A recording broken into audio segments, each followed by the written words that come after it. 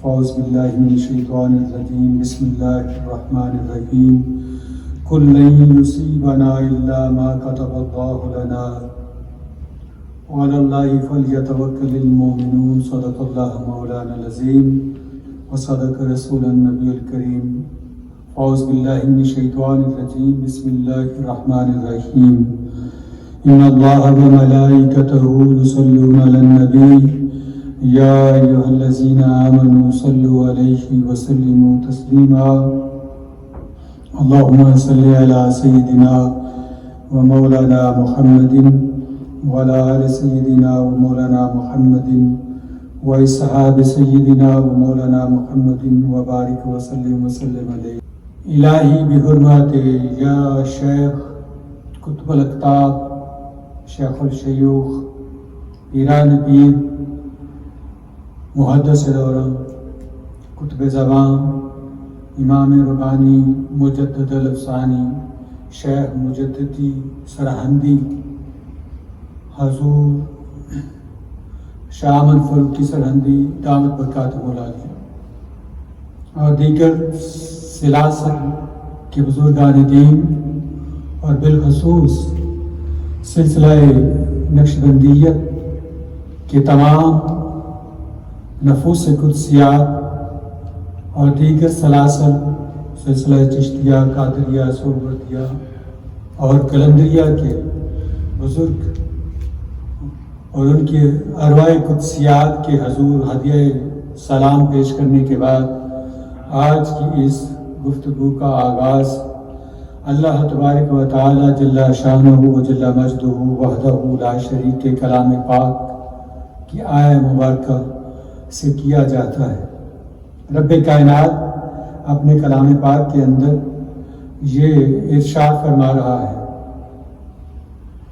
توسین میم تلک آیات الکتاب المبین، یہ آیتیں ہیں روشن کتاب کی، یہ آیتیں ہیں روشن کتاب کی، یعنی جو قرآن مجید فرقان حمید برہان رشید ہے، یہ ایسا کوئی کلام نہیں جو انسان کی ایجاد ہے، یہ کلام ہے اللہ تبارک و تعالی وحدہ لا شریک و جل مجدہ علی کل شیء قدیر، جو یہ فرما رہا ہے، جو پیغام آپ کو دے رہا ہے، جو بات آپ کو بتا رہا ہے، یہ کلام پاک لا ریب فیہ، اس میں کوئی شک نہیں۔ آگے سورہ توبہ کے اندر رب کائنات نے کیا ارشاد فرمایا، قُل لَن يُصِيبَنَا إِلَّا مَا كَتَبَ اللَّهُ لَنَا هُوَ مَوْلَانَا وَعَلَى اللَّهِ فَلْيَتَوَكَّلِ الْمُؤْمِنُونَ صدق اللہ مولانا العظیم۔ قُل لَن يُصِيبَنَا، جب قل آ جائے تو اس کا مطلب ہوتا ہے کہ کہو، فرما دیجیے، کہ محبوب ان سے کہہ دیجیے، کن سے؟ جو اس کلام پر یقین رکھتے ہیں، ایمان رکھتے ہیں، جو مومن ہیں، جنہوں نے تیری ذات کا کلمہ پڑھ لیا اور دار اسلام میں داخل ہو۔ الا ما کتب اللہ، کہ ہمیں کوئی تکلیف بجز اس کے جو لکھ دی، ہو و مولانا، ہمارے اللہ نے ہماری قسمت میں، وعلی اللہ، وہی ہمارا حامی و ناصر ہے۔ ہمیں اس کا مطلب ہے کہ جو تکلیف اللہ تبارک و تعالیٰ کی ذات نے ہماری قسمت میں لکھی ہے، اس کے علاوہ کچھ ہمارے اوپر نازل نہیں ہوتا۔ یعنی سادے لفظوں میں یہ کہیے کہ جو مصیبت آتی ہے وہ اللہ کی طرف سے آتی ہے، اور اللہ تبارک و تعالیٰ کی ذات اپنے بندوں کا امتحان لیا کرتا ہے، جس کو وہ چاہتا ہے، پسند کرتا ہے، اس کا وہ امتحان لیتا ہے، اس کو ٹیسٹ کرتا ہے، اس کے ایمان کو ٹیسٹ کرتا ہے۔ جب وہ کسی کو آزمائش میں ڈالتا ہے تو اس کے اوپر وہ پوری توجہ اور نظر رکھتا ہے. ایگزامپل کیسے؟ آپ ایک چھوٹے بچے کو، اپنے بیٹے کو، اپنے بھائی کو، بھتیجے کو، بھانجے کو سوئمنگ پول میں لے جاتے ہیں سوئمنگ سکھانے کے لیے. سوئمنگ پول کے اندر اس کو ڈال دیتے ہیں، وہ ہاتھ پاؤں مارتا ہے. ہاتھ پاؤں مارتا ہے، چھوٹا بچہ ہے، کچھ نہیں جانتا، تیرنا نہیں جانتا، ہاتھ پاؤں مارتا ہے. اس کا ہاتھ پاؤں مارنا ہی اس کو سوئمنگ سکھا دیتا ہے. ہم کنارے پہ کھڑے ہو کر اس کو دیکھتے رہتے ہیں، جو ہی وہ ڈوبنے کی صورتحال کو پہنچتا ہے فوراً پکڑ لیتے ہیں. اللہ تبارک و تعالیٰ کی ذات جس کو آزمائش میں ڈالتا ہے، جو ہی وہ گمراہ ہونے لگتا ہے اس کے ایمان کو متزلزل نہیں ہونے دیتا، پکڑ لیتا. جس سے وہ محبت کرتا. اور ایک آزمائش ہے اور ایک گناہوں کی سزا ہے. اور جب سزا کی صورت آئے تو پھر وہ چھوڑ دیتا ہے، کہتا ہے اس کو جانے دو، اس کا کوئی والی وارث نہیں ہے. اور جس کے اوپر آزمائش آتی ہے، ٹیسٹ لیا جاتا ہے، اس کو کبھی گمراہ ہونے نہیں دیتا، اپنی نگاہ الفت رکھتا ہے. اور جس کو سزا دیتا ہے اس کو کبھی بچانے نہیں. لاکھ جتن ہم کر لیں، لاکھ تدبیریں کر لیں، لاکھ مسائل نکال لیں، اس کو بچانے کے لیے اس کی مدد کی صورت میں، ہدایت کی صورت میں، گائیڈز کی صورت میں اللہ تبارک و تعالیٰ اس کی طرف سے توجہ ہٹا دیتا. قرآن مجید فرقان حمید کی آیت کریمہ اس چیز کی دلیل پیش کر رہی ہے کہ کوئی چیز اللہ تبارک و تعالیٰ چاہے وہ سزا ہو اور اس کی جزا بھی وہ دیتا. جب وہ سزا کو برداشت کر لیتا ہے تو سزا کا پیریڈ جو ہے وہ لمبا طویل ہو جاتا ہے. اس کی ٹائمنگ جو ہے وہ تو طویل کر دیتا ہے، لمبا کر دیتا ہے، عرصہ دراز میں لگ جاتا ہے. کسی کی ہم کیا کہتے ہیں، اس کی آزمائش بڑی لمبی ہو گئی ہے، 20 سال ہو گئے، 30 سال ہو گئے، 40 سال ہو گئے، اس کی آزمائش نہیں ختم ہو رہی. مگر جس کو آزمائش میں ڈالتا ہے چند لمحوں کے اندر اس کو نکال لیتا. کیسے؟ جو ہی بچے کو ڈالا وہ ہاتھ پاؤں مارتا ہوا ڈوبنے کی صورتحال کو پہنچا تو فوراً نکال. کیوں؟ ابھی وہ چھوٹا ہے، برداشت نہیں کر سکتا، کانسن ہے کہ اس کے پاس اتنی انرجی نہیں. انسان بہت ہی اس بچے سے بھی ضعیف و اتقاد ہے. انسان کا جو باطنی وجود ہے ہم لوگوں کا، کیونکہ ہم تو گناہوں میں 24 گھنٹے ڈوبے رہتے ہیں، وہ پاکیزگی، وہ طہارت کہاں ہے؟ کثافت نے ہمیں گھیر رکھا ہے، رجس ہمارے اوپر غالب آ گیا. تو ہم اتنے ضعیف الاتقاد اور ضعیف الایمان ہو گئے، ایمان کی طاقت نہیں. مگر جیسا امتحان اللہ تبارک و تعالیٰ کی ذات نے اہل بیت کا لیا، دنیا میں کسی کا نہیں ہو سکتا. جتنی سخت آزمائش اللہ تبارک و تعالیٰ کی ذات نے آل رسول صلی اللہ علیہ وسلم کی کسی کی نہیں. کیوں؟ بھائی، بھتیجے، بھانجے سب اللہ کی راہ میں قربان کرتے.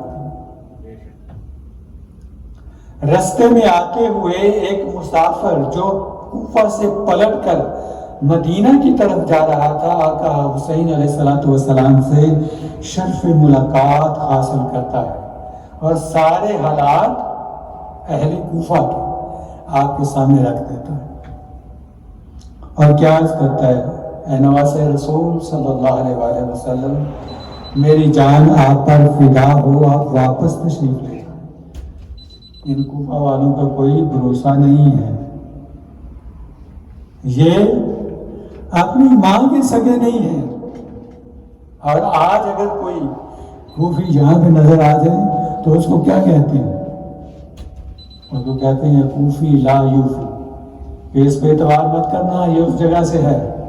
لاکھ قسمیں اٹھاتا رہے، لاکھ وعدے کرتا رہے، اعتماد کی باتیں تمہیں بتاتا رہے، پھر بھی کبھی آدھا کٹ بھی جائے، اپنے ایمان کی خاطر دکھائے کہ یہ دیکھ لو میرے ایمان کی خاطر میں تم سے وفا کر رہا ہوں، اس پہ یقین نہیں کرنا، دو ٹکڑوں میں بٹ جائے، پھر بھی اہل کفر پہ یقین نہیں کرنا۔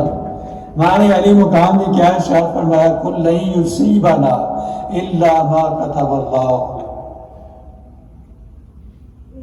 کہ ہمیں جو مصیبت آتی ہے وہ اللہ تعالیٰ کی طرف سے آتی ہے، اور یہ ہمارا امتحان ہے، ہم اپنے امتحان سے پیچھے نہیں ہٹ سکتے، اور اللہ تبارک و تعالیٰ کی ذات ہمارا امتحان لینا چاہتے، وہ تو ہماری مقتل گاہ ہے، ہم کیسے اس سے دور ہٹ رہ سکتے ہیں؟ مقام نینوا ہمارا منتظر ہے، اس سرزمین کو ہم نے اپنے خون سے سیراب کرنا ہے، اور رہتی دنیا کو بتا دینا ہے کہ اللہ والے جو ہیں وہ اللہ تبارک و تعالیٰ کے حکم کے آگے اپنے سر نگو رہتے ہیں، جھکا دیتے ہیں، تسلیم خم کر لیتے ہیں، کوئی آندھی طوفان آ جائے تو گھبراتے نہیں ہیں،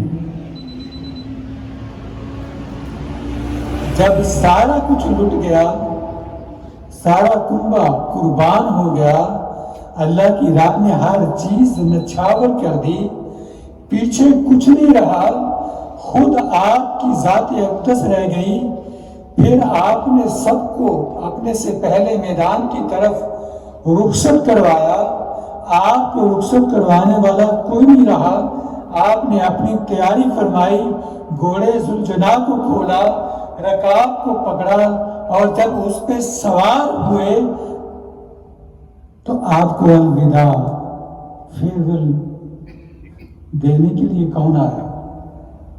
آپ کی ہمشیرہ ثانی زہرا حضرت زینب رضی اللہ تعالیٰ عنہ تشریف فرما،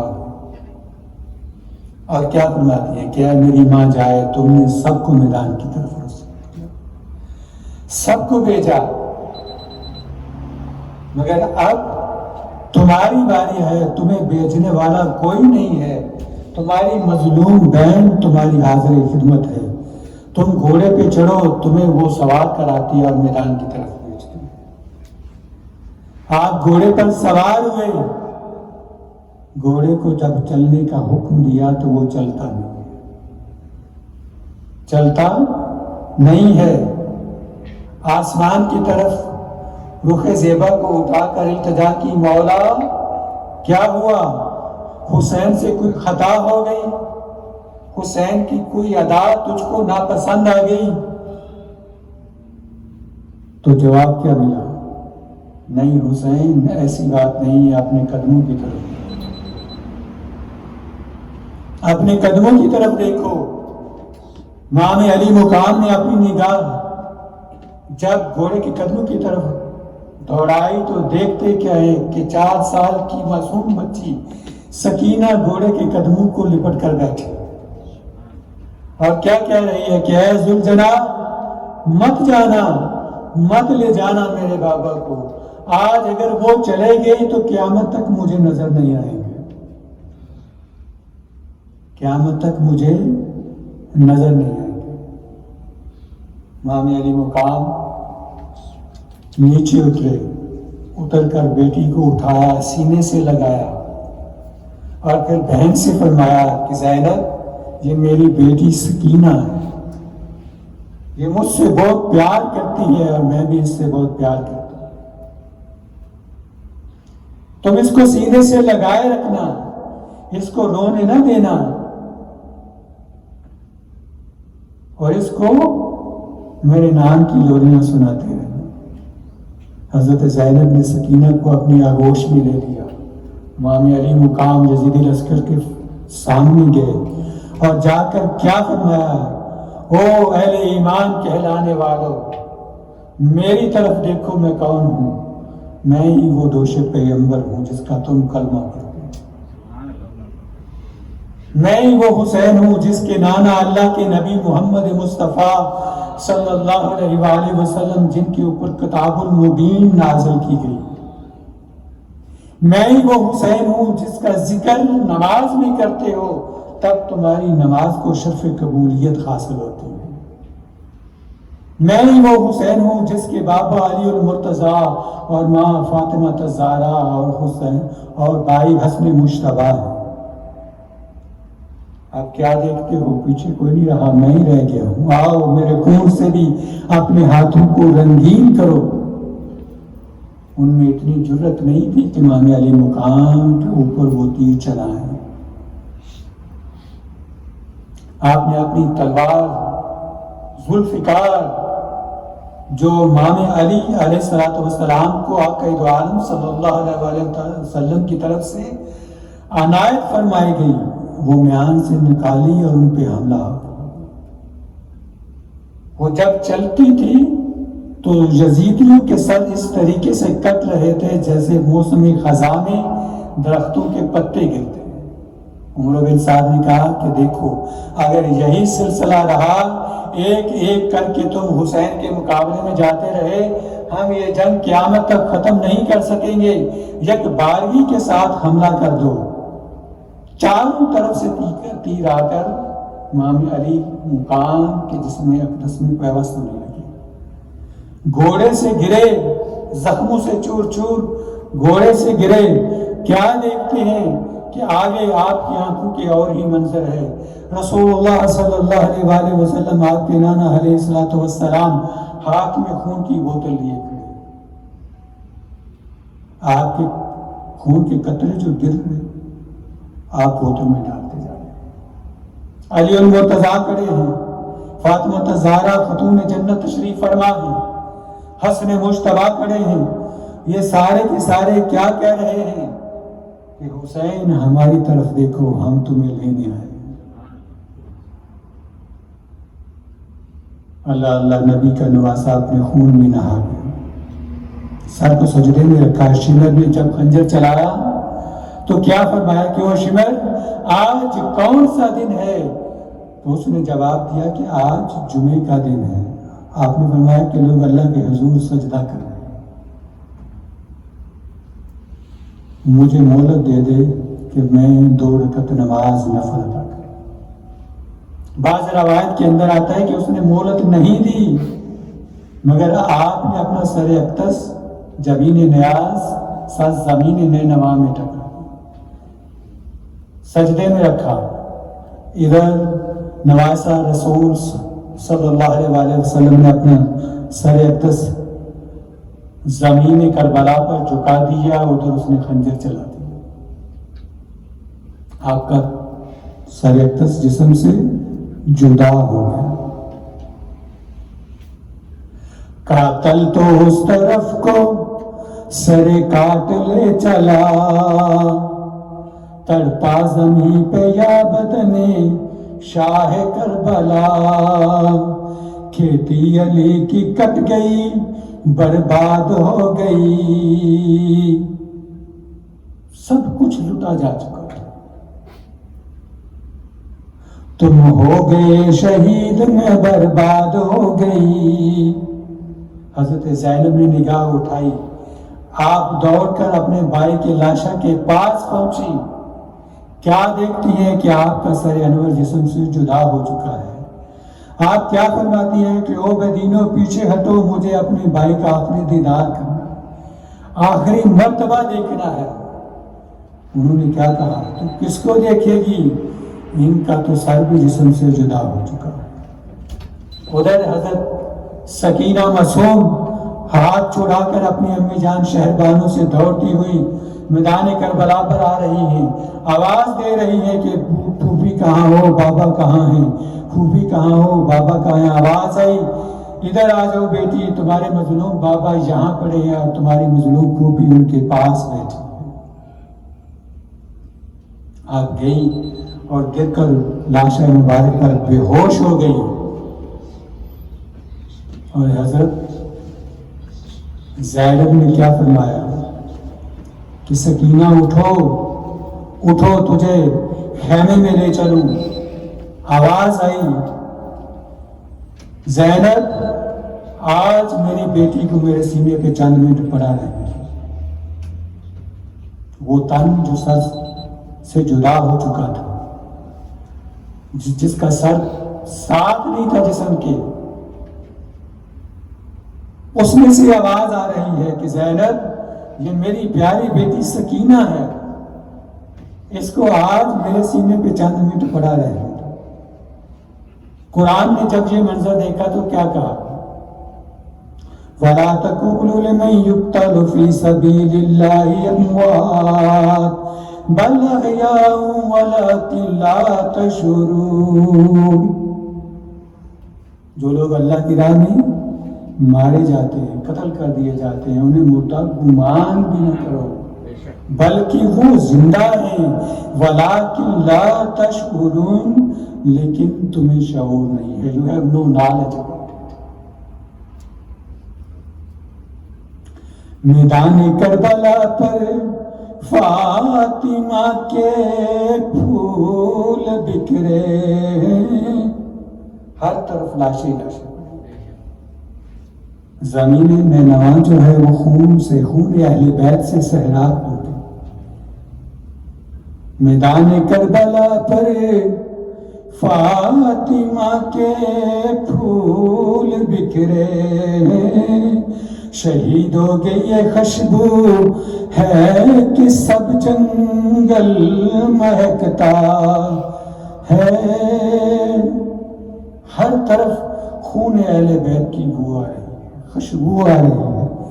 کہیں معصوم علی اصغر پڑے ہیں، کہیں علی اکبر کی جوانی پڑی ہے، کہیں قاسم پڑے ہیں، کہیں عباس علمدار پڑے ہیں، جن کے بازو جسم سے جدا ہو چکے ہیں، سر تن سے جدا ہو چکا ہے، سب کچھ لٹ گیا ہے، کچھ بھی نہیں بچا۔ اور امام علی مقام جن کا یہ گھرانہ اللہ تبارک و تعالیٰ کی آزمائش کی خاطر سب کچھ آپ نے اللہ کی راہ میں قربان کر دیا ہے، کچھ بھی پیچھے نہیں رہا بچا۔ اور یہ سارے کے سارے میدان کربلا میں کیا گواہی دے رہے ہیں؟ اشہد ان لا الہ الا اللہ واشہد ان محمدًا عبدہ ورسولہ، کہ ہم اس خدا کی پیروی کرتے ہیں جس کا کوئی شریک نہیں ہے، اور محمد صلی اللہ علیہ وآلہ وسلم اس کے رسول اور اس کے بندے۔ شیطان حیران ہوا، اس نے کہا کہ مولا میں نے لاکھ جتن لگایا کہ حسین اپنے مشن میں ناکام ہو جائے، مگر اس کے اوپر تیری نظر رحمت تھی، یہ کامیاب ہو گیا۔ میدان کربلا میں امام حسین علیہ السلام جیت گئے اور شیطان مردود ہار گیا۔ کیوں؟ وہ ازلی دشمن ہے انسان کا، اور پھر اس بندے کا سب سے زیادہ دشمن ہے جس کے دل کے اندر ایمان موجود ہو، مکمل ایمان۔ 24 گھنٹے اس کو کیا کہتا ہے کہ میں تمہارے بائیں سے، دائیں سے، آگے سے، پیچھے سے، ہر طرف سے حملہ کروں گا، دیکھتا ہوں میں تم کیسے ثابت کروں گا۔ امام علی مقام نے اس کی طرف جب بصیرت افروز نگاہ دوڑا کر دیکھا تو اس کو میدان کربلا میں موجود پایا۔ آخری سجدہ کرنے لگے، سر کو، جبین نیاز کو مقام کربلا پہ جھکا دیا اور اللہ کی تسبیح پڑھی، کیا؟ سبحان ربی العالی، اور فرمایا کہ اللہ میری قربانی اگر تیری بارگاہ میں منظور ہے تو میرے نانے کی امت کو اس مردود سے بچا دے، اس کو بخش دے، میرے نانا کی امت کو بخش دے۔ اس وقت بھی نماز پڑھ کر دکھائی، اس وقت بھی سجدہ کر کے دکھایا، اس وقت بھی قیام کر کے دکھایا، اس وقت بھی ایمان کو مکمل کر کے دکھایا، اور اہل ایمان کے لیے، چاہنے والوں کے لیے سبق چھوڑ دیا کہ اگر تجھے حسین سے محبت ہے تو پھر نماز قائم کر لو۔ ہم اہل بیت کی محبت کا اعتراف تو کرتے ہیں، مگر ہمارے اعمال اگر نماز سے خارج ہیں تو وہ محبت نامکمل ہے۔ ایمان کب مکمل ہوتا ہے؟ جب ہم پورے احکامات الہیہ کو اپنے پورے یقین کے ساتھ ان پر عمل پیرا ہونے کی کوشش کرتے ہیں، پابندی کرتے ہیں۔ اللہ تبارک و تعالیٰ کے حضور دعا ہے کہ رب کائنات ہمیں آقا دو عالم صلی اللہ علیہ وآلہ وسلم کی ذات اقدس کی اور آپ کے اہل بیت کی اور آپ کے چاہنے والوں کی سچی اور سچی محبت عطا فرما دے، اور یہی یاد رکھیے، یہی محبت روز محشر توشہ آخرت بنے گی۔ وما علینا الا البلاغ۔